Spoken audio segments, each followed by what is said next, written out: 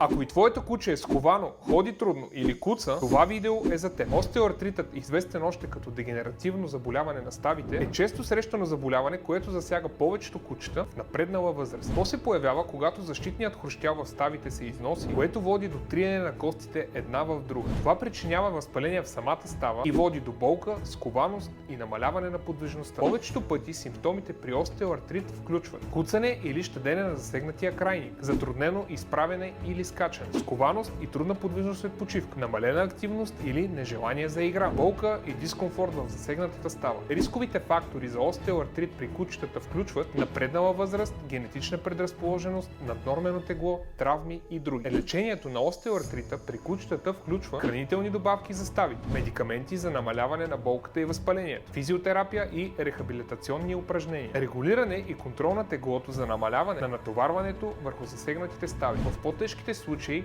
може да се наложи операция за възстановяване или подмяна на увредените стави. Ранната диагностика и профилактиката са ключът към забавяне на развитието на заболяването и подобряване качеството на живота на твоето куче. Научи как можеш да подобриш качеството на живот на твоето куче с Arthro Plus от линка в описанието.